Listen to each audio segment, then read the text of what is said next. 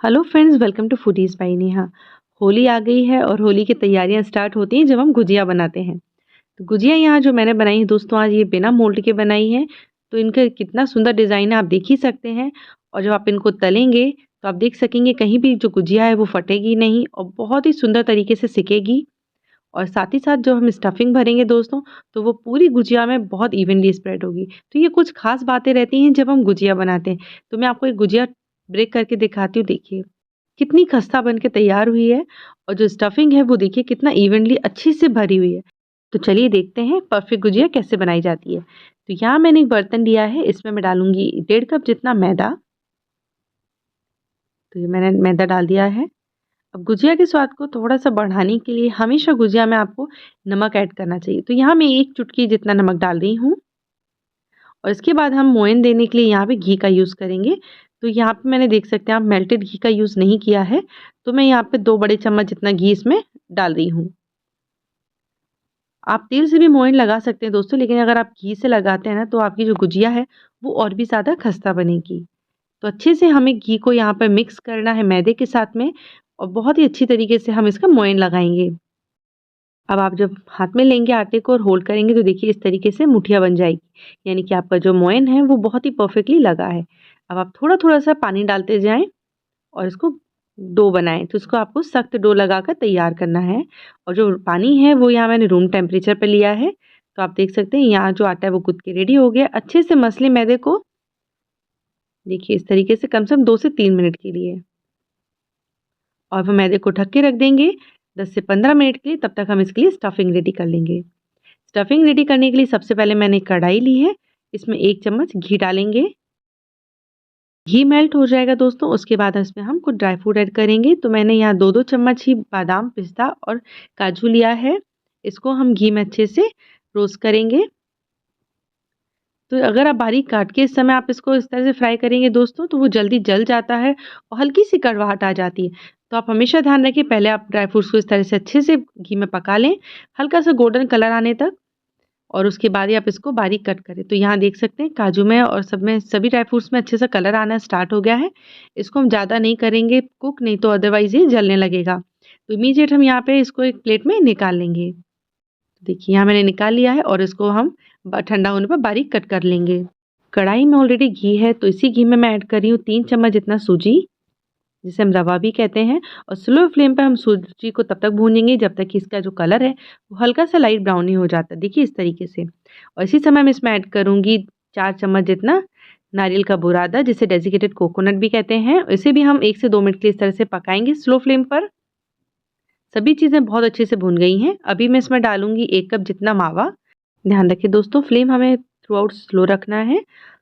और मावे को भी हम बाकी मिक्सचर के साथ में अच्छे से इस तरह से मिक्स करते हुए भूनेंगे 2 से 3 मिनट के लिए। मावे की रेसिपी मैंने आपके साथ ऑलरेडी शेयर करी है चैनल पे, तो मैं उसकी लिंक आपको डिस्क्रिप्शन बॉक्स में दूँगी, आप वहाँ जाके चेक कर सकते हैं। सभी चीज़ें अच्छे से भून गई दोस्तों, तो अभी यहाँ मैंने एक बोल में इसको ट्रांसफ़र कर लिया है और इसको हम ठंडा हो जाने देंगे। ठंडा हो जाने के बाद आप हाथ से इस तरीके से देखिए इसको ओपन कर लें, क्योंकि मावा जो है वो थोड़ा-सा बंध जाता है। और अब इसके बाद इसमें हम ऐड करेंगे कुटी हुई इलायची का पाउडर। और आधे कप से ज़्यादा थोड़ा-सा मैंने यहाँ पे लिया है तगा, जिसे बूरा भी कहते हैं। और जो हमने ड्राई फ्रूट भुने हुए थे दोस्तों, उनको मैंने बारीक चॉप कर लिया था, वो भी डाल देंगे। और सभी चीज़ों को हाथ से अच्छे से मिक्स करेंगे। हाथ से इसलिए मिक्स करना है दोस्तों, क्योंकि जो मावा है उसमें जो बूरा हमने डाला है वो अच्छी से तरीके से मिक्स हो जाए। तो यहाँ हमारी जो स्टफिंग है वो देखिए कितनी बढ़िया से बन के तैयार हो गई है। अगर आपकी स्टफिंग इस तरह से थोड़ी-सी ड्राई रहेगी तो वो पूरी गुजिया में अच्छे से स्प्रेड होगी। स्टफिंग तो रेडी है दोस्तों, तो एक हमें स्लरी बनानी है। तो यहाँ मैंने 2 चम्मच मैदा लिया है और थोड़ा-थोड़ा पानी डालकर इसका हम एक स्लरी या पेस्ट जैसा बना लेंगे। देखिए कुछ इस तरीके से। ये जो पेस्ट है ये तो हमें गुजिया को चिपकाने के काम आएगा। देखिए इस तरह का होना चाहिए, मतलब फ्लोइंग कंसिस्टेंसी। तो इसको भी हम साइड में रखेंगे और चलिए अब हम गुजिया बनाते हैं। आटे को रेस्ट करते पूरे 15 मिनट हो गए हैं दोस्तों। हम इसे अगेन एक बार नीड करेंगे 2 से 3 मिनट के लिए, जिससे जो आटा है वो थोड़ा-सा और सॉफ्ट हो जाए। अब देखिए आटा तो रेडी हो चुका है और अब इसकी हम लोइयाँ बना लेंगे। तो इस तरह से रोल पहले बना लें और रोल बनाने के बाद इसकी हम छोटी-छोटी सी लोइयाँ बना लेंगे। ये जो हम लोइयाँ बना रहे हैं दोस्तों, ये इसकी साइज़ जो है वो पूड़ी से थोड़ा छोटी रहेगी। और आप इसको देखिए दोनों हाथों के बीच में रख के इस तरह से इसके पेड़े बना लें। एक पीढ़ी को यहाँ मैंने चकले पे रख लिया है, बाकी सबको ढक के रखा है कपड़े से और आप इसको बेलना स्टार्ट करें। देखिए, तो यहाँ मैंने छोटी-सी एक पूड़ी बनाई है और यहाँ स देखिए साइड में मैंने रखी है स्टफिंग 1 चम्मच भर के रखी है। थोड़ी-सी स्टफिंग हम यहाँ पे और रखते हैं। तो आप ध्यान से रखें, बहुत ओवरलोडेड नहीं करना है, अदरवाइज़ जो गुजिया है वो फूलती भी है तलने के बाद तो फट सकती है। और जो हमने लास्ट में पेस्ट बनाया था दोस्तों मैदे का, उसको हम साइड में बिल्कुल इस तरह से लगा देंगे फिंगर की हेल्प से और जो दूसरा साइड है गुजिया का उसको इस तरह से ओवरलैप कर देंगे। और देखिए फिंगर से इस तरह से हमें अच्छे से सील कर लेना है, कहीं से भी खुला नहीं होना चाहिए। तो देखिए अच्छे से आप इसको सील कर लें। और आपके सभी के घरों में इस तरह से फ़ोर्क होता है, जिसे काँटा कहते हैं। आप इससे इस तरह से साइड में देखिए डिज़ाइन दे दीजिए। तो जो बिगिनर्स हैं जिनको गोटना जो ऑथेंटिक तरीका है गुजिया बनाने का अगर नहीं आता है, तो आप इस आसान तरीके से भी बना सकते हैं बहुत ही सुंदर सी गुजिया। और जो फ़ोकस कॉर्नर होता है, उससे देखिए स्पून के साइड से आप इस तरह से देखिए इसको अंदर की साइड मैदे को देखिए इस तरह से पुश करिए, जिससे कि जो डिज़ाइन है वो एक पत्तियों जैसा यानी कि लीफ जैसा बन जाएगा और आपकी जो गुजिया है वो देखने में भी बहुत सुंदर बनेगी। देखिए एक गुजिया जो है वो बनके तैयार हो गई है, दिख रही है ना बहुत सुंदर। तो यहाँ मैंने देखिए गुजिया आप बनाते जाएँ उस तरह से आप कपड़े से इसको ढक दें, अदरवाइज़ जो ऊपर की लेयर है वो ड्राई हो सकती है। तो यहाँ मैंने एक और पूड़ी बेल ली है, इसमें भी हम स्टफिंग अच्छे से रख देंगे भरकर। तो यहाँ मैं थोड़ा-सा और स्टफिंग डाल रही हूँ और साइड से हम स्लिट लगाएँगे मैदे की। देखिए इस तरीके से चारों साइड अच्छे से लगाइएगा, जिससे कि कहीं से भी गुंजाइश ना हो ओपन होने की गुजिया और हमारी गुजिया जो है बहुत अच्छी तरह से सील हो जाए। और यहाँ से देखिए इसको हम अगेन सील कर रहे हैं, देखिए और फोक से अगेन हम डिज़ाइन देंगे इस तरीके से देखिए।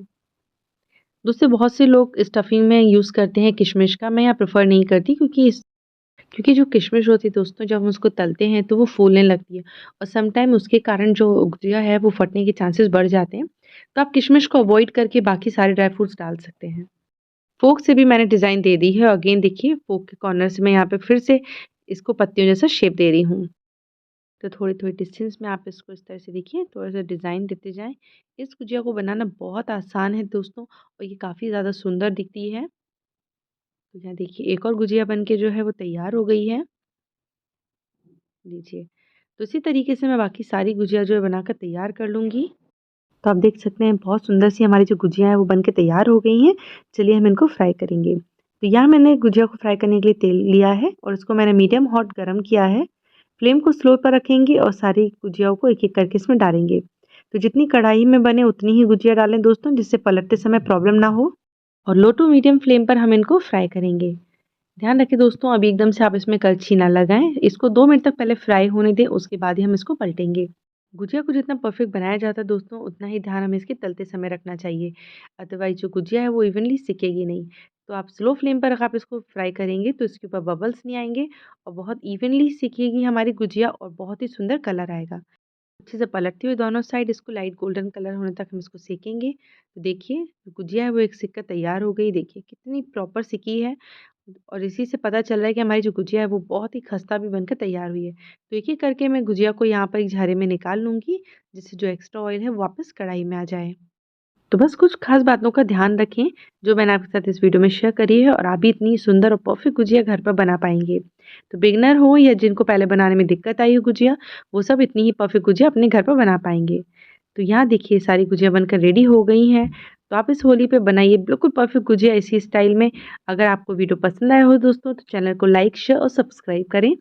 मिलूँगी बहुत जल्द एक नई वीडियो के साथ। Till then bye bye and take care.